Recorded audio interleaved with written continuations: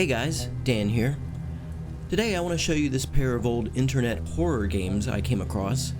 As far as I could tell, they're just meant to be a fun little creepy jaunts through a Zelda-like dungeon. Not much story-wise, just a couple of jump scares, and that's about it really. But I thought this gameplay would make a great background visual for me to talk about Ben Drowned, the creepypasta. If you're not familiar, Ben Drowned is a classic creepypasta that doubles as an ARG, or alternate reality game. It was created by Alex Hall back in 2010, and what makes it so cool is the fact that it blurs the lines between fact and fiction. And it also utilizes a multimedia approach that makes it fun to read the story and watch the accompanying video uploads. You kind of have to do both to fully understand what's going on in the narrative. The story starts off with a college student known as Jadisable. He finds an old N64 game at a yard sale. It's a cartridge labeled Majora, and after he gets home and tries it out, he discovers it has a single save game on it called Ben, B-E-N. He starts a new game calling himself Link, but soon he realizes there are some inconsistencies with the character dialogue.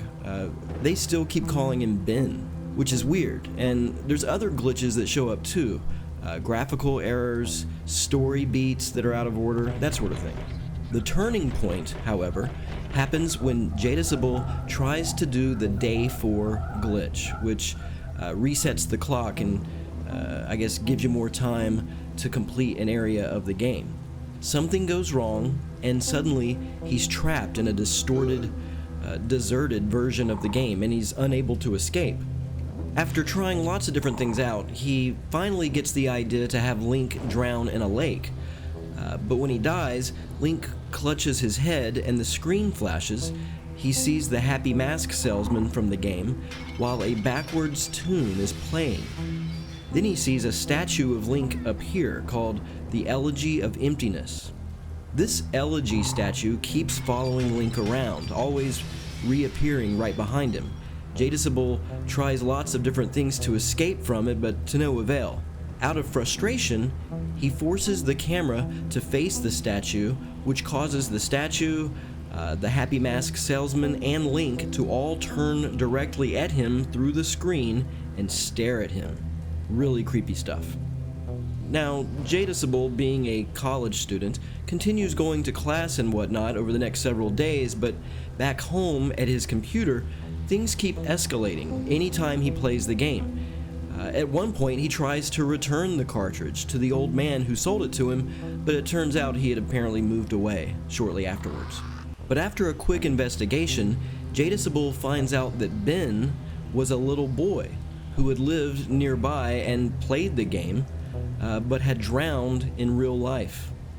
And it's kind of a mystery what really happened to him. So it seems the cartridge is now haunted by the little boy, but it's become more than a spirit. At this point, it's more of a powerful entity that manipulates his computer and interferes with his everyday life. It even has a catchphrase, "You shouldn't have done that," that echoes its dark machinations and its uncanny influence over reality. The story ends with the revelation that Ben had been manipulating Jadisable's online accounts and even fabricating parts of the story itself. The entity wants to escape the cartridge and be free. It wants to become part of the internet. It's a really chilling story when you think about it. What I like about Ben Drowned is the unsettling themes it explores. Haunted media, for one, but also the idea that consciousness can exist in a digital space. There's lots that you can do with that. Another thing I think is interesting is the glitches that appear in the game challenge the player's sense of reality and control over what's happening. And it ends up disrupting Jadisable's life to the point where even his daily routine becomes unmanageable. The haunted cartridge reveals itself to be much more than just a cursed game.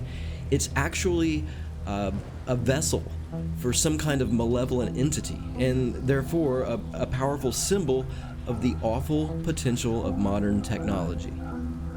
Because of the popularity of Been Drowned, now the elegy of emptiness and the phrase, "you shouldn't have done that," have both become iconic in creepypasta lore.